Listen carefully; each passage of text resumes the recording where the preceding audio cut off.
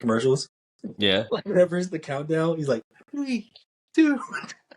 Is your kid like mine where he's like, I now know how Shrek felt?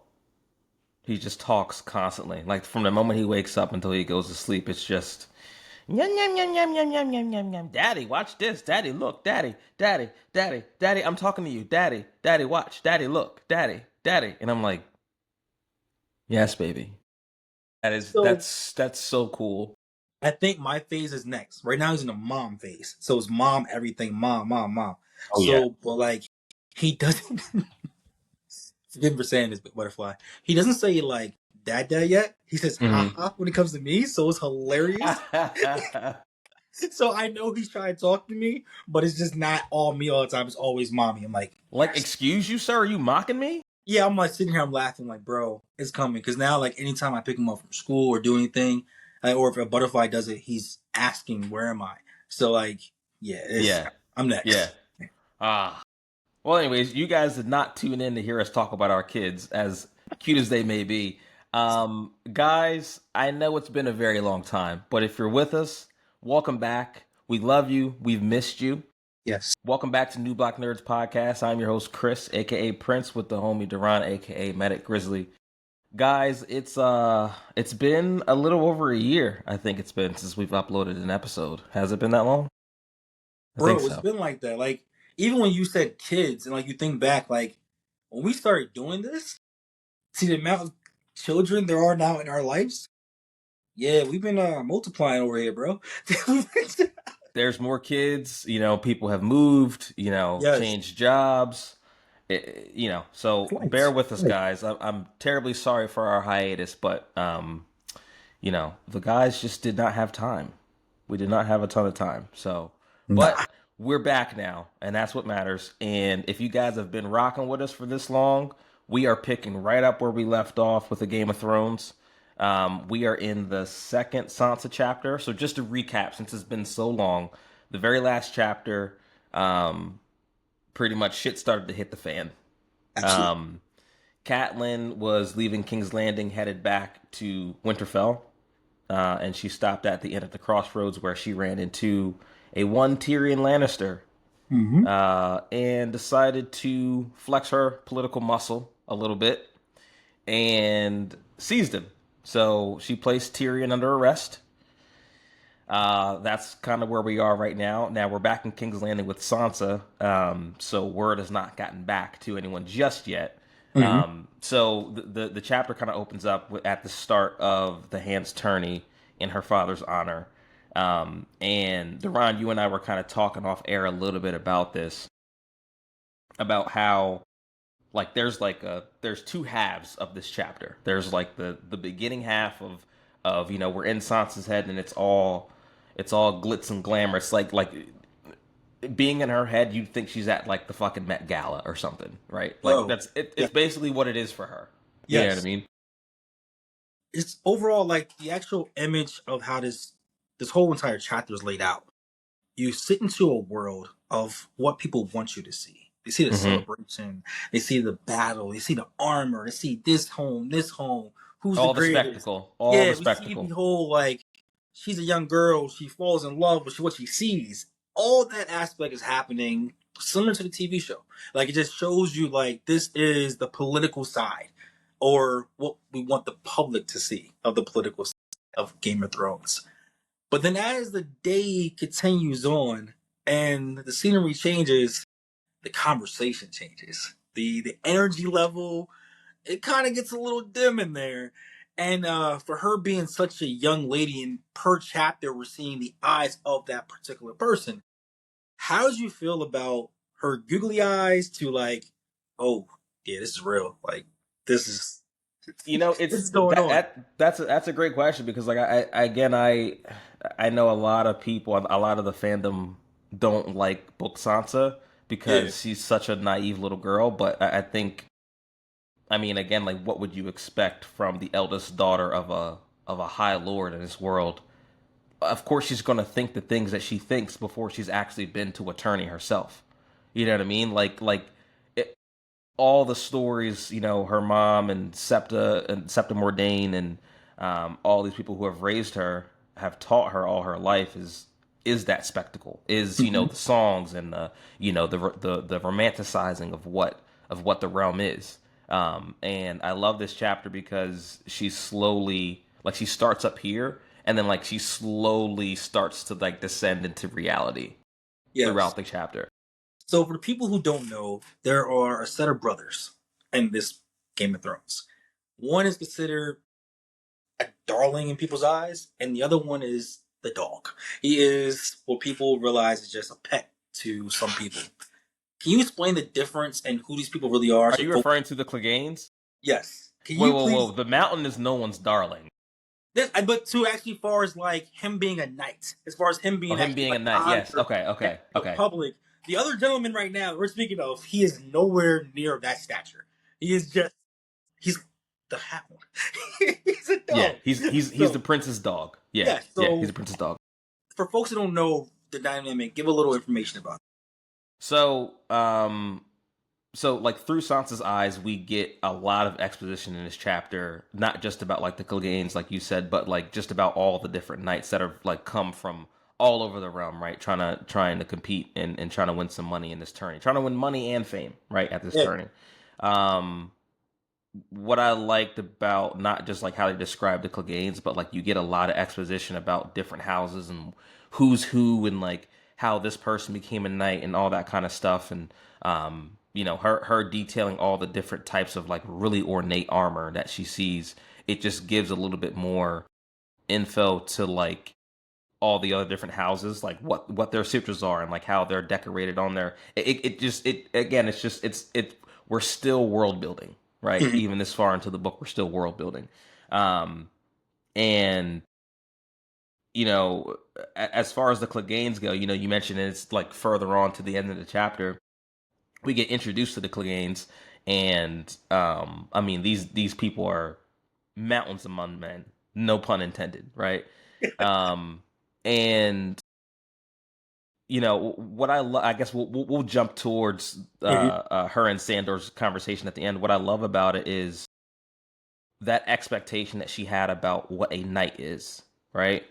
And having all these stories, like I mentioned before, about romanticizing war and what the realm is, but she gets to see what real knights look like, what actual knights are, and they're nothing like the classic knight in shining armor, aside from maybe Sir Loras in this chapter. But Mhm. I love that interaction with Sansa and the Hound at the end of this chapter because it's her being thrust into a reality she didn't really know existed. Like she thought it was, to quote Marlowe, she thought it was one way, but it's the other way. Yeah, it's a darker way. It's a lot darker way. Just overall, like people like you have this chapter. Just it's Game of Thrones, no pun intended, but like the actual games that are being played in the history, there's so the people you see in the moments of these chapters, their lineage and their history is so deep. Like Mm-hmm. there's so much to it. So when you introduce someone and you see them, that's who they are at that moment. What made them that moment, and we get a brief glimpse of some of that stuff, is madness. It's crazy. It's sickening to some degree of like how much trauma was actually done to certain people that now have a blade and have the size to do whatever they want to do. It's amazing.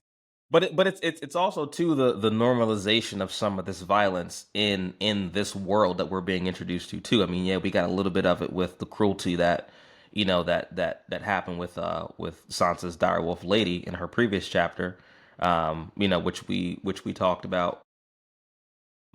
It's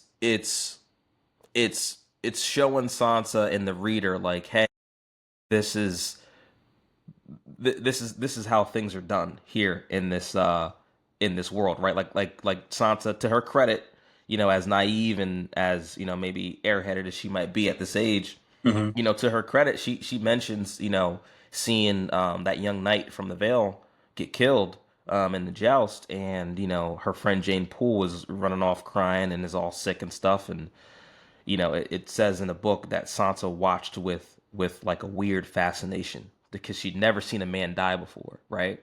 And and you learn very quickly that this is commonplace, right? This is Yeah. a, I mean, they picked the guy up, they drug him off, they threw some dirt and sand over where he bled out, and they kept it pushing. So, how old is Sansa at this time?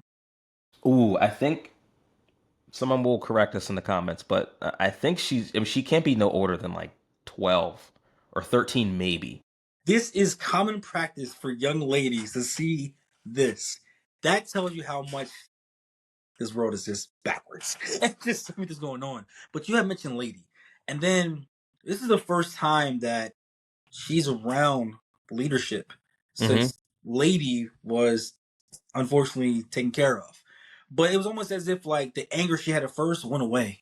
Mhm. Almost like little kid, like, oh well, it's not really his fault. It was his mom's Mhm. fault. Mhm. What you mean? Like it was literally his fault. It was all his Yeah, fault. and, He and you know lied. it's a shame because like she's a kid, right? Like of course she's gonna, and like she again, she's had this vision of what princes and lords and knights are all her life. So Yeah, even though that evil was done to her and Lady, she's still trying to like, let me put that away in my mind. Let me put it away, and just and still try to see like the, again, the spectacle of it all, right? that's a And like young lady's mind.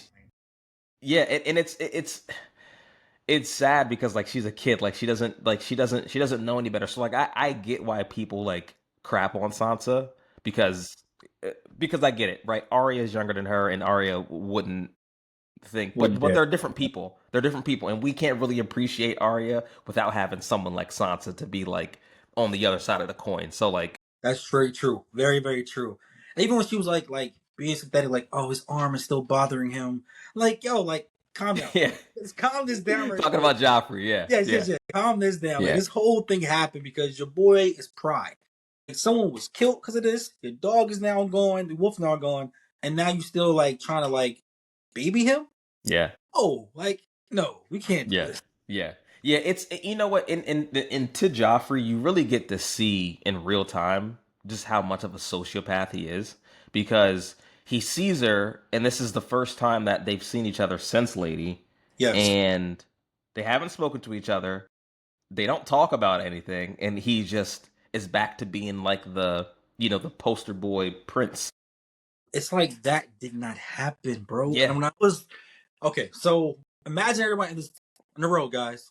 In a row, we see Joffrey, we see Sansa, and like she just like beautying the like just beholding, looking at him like he's a Disney prince. Like this man is a psychopath. yeah, He's one a hundred percent, psychopath. You one just hundred witnessed percent. your first actual murder slash death during the actual event. Everything's happening to you at so a very rapid pace, but it's all like just flowers and dancing. You're not right in your head either, Sansa. You're not right. Let's just put it how it is. It's not all Joffrey. She's kind of cuckoo as well. Yeah, and it's I think it's less cuckoo and more just naivete. You know what I mean? And wanting things to be the way that she was taught that they are, or that she read in books. You know what I mean? And I But get you, that. Like she doesn't want to give into the belief that these people are fucking sickos. That she's surrounded by yes, yes. like sociopaths all the time. So we had that going on right now, right? So take us down the road of the conclusion, we're down to the final four, like somewhat of going down to the actual how important is. You mentioned money, you mentioned prestige. These events, why are they so important Well, for people who like, don't know? and like that's a great question because I love that like they give us this setting Mm-hmm. because they talk about how how prestigious of like an event this is. I mean, like you have Knights of the Kingsguard participating. You've got high lords, low lords, hedge knights, free riders, all kinds of people coming in. And it's right outside of King's Landing, of the King's Landing gates, right? So it's like, this is a big event. This is like everyone going to the country's capital for like the Olympic Games, kind of, or you know what I mean. It's a big deal. You know what I mean. And we get introduced to a lot of people that we're gonna see later on in the book. We see Sir Beric Dondarrion or Lord Beric Dondarrion, Thoros of Myr. We talked about the Cleganes, Sir Loras Tyrell, a couple members of the Kingsguard, including Jaime Barristan, Sir Balin Swan, Meryn Trant, all these people. We get introduced to all these people, um, which is a great little bit of just like, again, like George gives us exposition without it feeling like exposition because we're in Fact. the mind of a child and she's seeing all this for the first time. So it's natural for her to make all these observations. You know what I Hmm. mean? So it's he's so good in that way of doing exposition that it's not, you're not getting exposition from like Ned in this scene, even though he's there obviously because it's happening in his turn because he already knows all this stuff, right? So the exposition there, it makes less sense to have it like come out of Ned's head than it does like Hmm. Sansa who's seeing it all for the first time.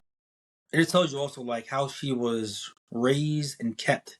It was all fairy tale stories, like bedtime stories, Mm-hmm. and then like you said, living it and showcasing it and the actual feeling of it, right? So we get a whole tornado of all these emotions going on. What was your like key turning point of this chapter? Like, what made you feel like, dang, bro, she has no idea?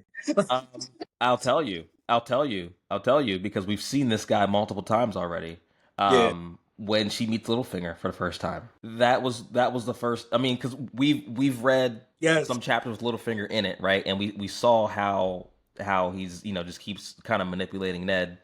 Um, and here we really get to see his obsession for Catelyn. He mentioned the mom. Like he just mentions like her. He They're doesn't talking to say a daughter. hello. He just starts No, with, "You must be her. You must be one of her daughters." if that's not creepy, bro. Think about everything we just said. It's everything she's experiencing, and then she sees a grown man basically saying like, "You remind me so much of her, Yeah. bro." Like that's just, Not hi. My name is Lord Baelish. I knew your mom. Me and your mom grew up together. That's what a normal fucking person would say. You know what I yes. mean?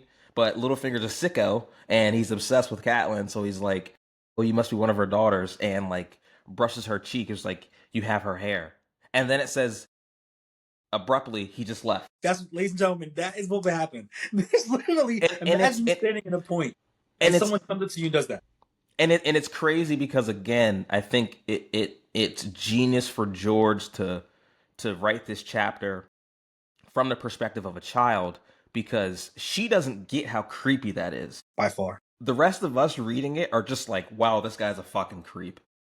and then Why you is he leave. a creep? Not only is he an asshole, he's also a creep, Uh huh. right? Like so, and like he comes and goes very quick. Like he's not in the chapter very long. Like it's a At all. couple of lines and he's gone. But again, it's just that constant kind of subtle exposition that you get Mm-hmm. throughout throughout George's story. And to kind of bring it back full circle, you were talking about, towards the end of the day, Joffrey was being all nice to her, doing all the very princely things, and then once the tournament ended, Mm-hmm. Joffrey is just pretty much just like, all right, time for you to go home, bitch, basically, and just like dog, take her home. Doesn't say bye to her, don't give her a hug, you know what I mean? Don't kiss her on the hand like he was all day. Just, It's as you all right, please. bitch, I'm out. Mhm. And that right there tells you that it shows you again that like everything Joffrey does is an act. Everything he does in public is an act because the kid's a psychopath and he can only Yes. muster up like poster boy princeling stuff for so long before he just reverts back to his I'm true crying. self. I'm crying. Laughing. This all in one day. This is everything's happening to All in one her day. all in Yeah. one day, and then like she's has to leave. You gotta go, but I'm gonna make sure you get someone. Make sure you get home. Escort you Right. home.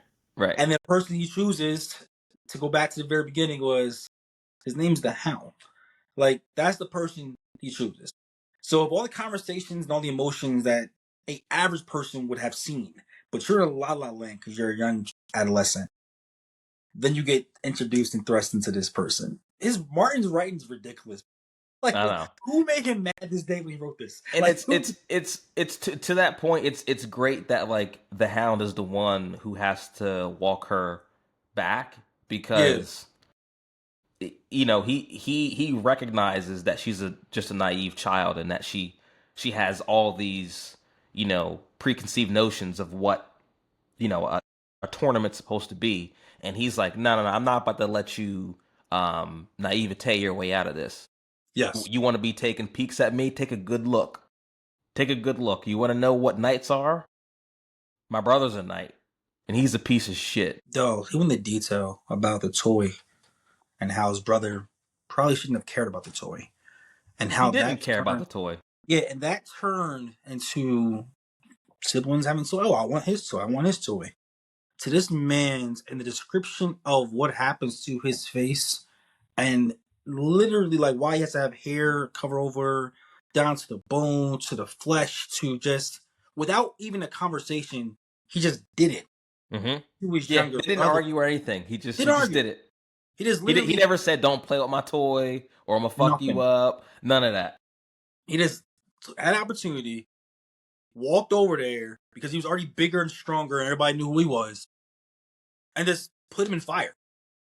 In the sense of like, this man's face is gone. Like his half his face is literally like not recognizable anymore. And this is without conversation or words. This is just action. And it takes place to a gentleman who just wanted to play with a toy. And we're having this conversation, and Sansa's hearing all these things about, oh yeah, this is the knight that you admire. This is what he can do. Right. This is what knights are, Sansa. And I love that he gives her that wake up call because Yeah. he's like, my dad didn't do shit about it. Basically, he told everyone that like my bedding caught fire, and a couple years later, Prince Rhaegar knights him. What was the line where like I got my fragrance or oil? What is the old line? Was it I got him to quote a line, but he's like his brother got his reward like years later. Yeah. But it Mm-hmm. was a word he used. Was it oil or was it or Yeah, he something? got anointed with the oils because in Anointed, yeah, yeah, in the yeah. Faith So of the like, Seven, when you become a knight, you get anointed with the 7 oils of whatever the so he got fuck. his oil on his face, and then he got the oil for him being anointed. Like that just tells you the wordplay of like people's perception of growth and how they want to get a status. If they have someone in their family they think they can obtain that status, and you're someone that can get in that way, we don't care about you. Like the father literally said, "I don't care. I'm gonna say whatever I gotta say Well, to make because sure his that dad you look good." was probably afraid of Gregor back then. They said Gregor was a Which bad man. I don't fault him for that. But this, you're what you did. You created a monster on both ends of the spectrum. Like Yeah, that's what you yeah, did yeah, yeah, in one household. Like you just made this. So he's explaining to this young lady and saying, "Look, this is what's going on. Well, my hair's like this. This is what actually happened to me." So your vision of what you think a knight is not accurate, and that's how I conclude my day. After everything that happened today, even a little sprinkle, a little finger inside it. This is what happens. yeah. And I love that they end the chapter that way because again, Sansa's starting up here of like, oh my god, I'm so excited to go to the tournament. It's gonna be knights and flowers and awesome stuff and butterflies and rainbows and all this other goofy shit. And then throughout the day she's being shown, no, this shit should not be fun for you or for anyone because it's horrifying. I know it's been a long time since we've been back in these books, but this could not have been a better chapter to get back in the book Yeah, because it we fits didn't jump straight into like any crazy action. I mean, we're nothing like, easing back into it. You know what I but it mean? also like it's like yo, this is a lot happening. Like for instance, I do audiobook. The audiobook was only 30 minutes. I felt like there was so much to dissect. I'm like, wait a minute, hold up, this happened here. This happened Yeah, I what? mean, in the book, it's only like 10 pages. It's like Yeah, a so 10 page like chapter, but it's so they packed jump. with stuff. This is happening near King's Landing, right? We just mentioned that last chapter her mother did some stuff that's going to shake up everything. So we have Jamie participating here. He don't even know about his brother. Like there's so much stuff that's happening between brothers and siblings and bloodline that the next chapters moving forward, man, it's a domino effect. It's gonna be Yeah, crazy. yeah, yeah. And we told you guys last time if you guys have been following us, that Catelyn chapter that we covered before this one, um, it's gonna have some consequences. You can't just take the queen's brother, whenever you want. It's not a thing you're allowed to do. Yo, this is this, and also just think about this too. Like as a person that if you don't know the story, you just listen to everything. The mom did this but your daughter's currently under the kind of the protection or inside the actual like you're inside of the actual coup. You're inside you left your daughter there. Yeah, You know what you're doing. You're just that's another hostage in the low. yeah, Yeah, which is why again, and this is not a Catelyn chapter. We've already I covered that know, but chapter. he's If you not guys want to see our thinking. critique about Catelyn, He's please go back and watch that video. not. But yeah, no, dude, you're right. I again, hindsight's 2020. We know Yeah. things that Catelyn could have never known, right? I get you, but that's still a queen's brother, and I feel like to your point, my kids are in the lion's den, quite literally. Yes.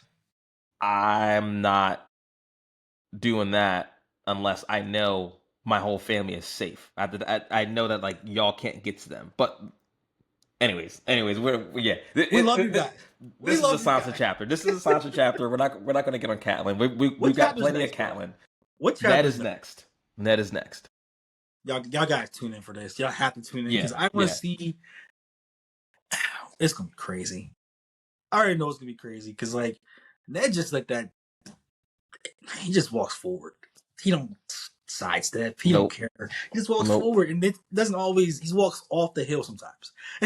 Not a care. Oh, Ned, we love you, man, but you're a fool. You You're an gotta pivot absolute sometimes, fool. bro. You got like, I mean, little bob and weave. Like this man, like, No oh, there's pivot in his trouble right game. here. Nope, I'm going straight No ahead. pivot in his game. Do not give Ned the ball on the elbow. He No, it's will. not He's happening. gonna turn it over. Yes, Telling you. straight charge. It's not. Well, Yo, guys, please subscribe. We love you guys. If you want to know about the previous ones on the YouTube channel, there's a playlist of all the chapters. Yes, let us yeah. know. So you guys can catch up. I know it's been a while.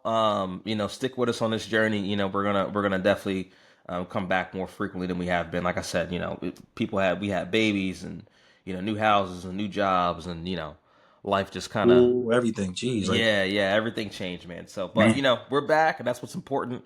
We're back, giving you guys some juice, and we hope you guys stick with us. So, Darron, you got anything else, man?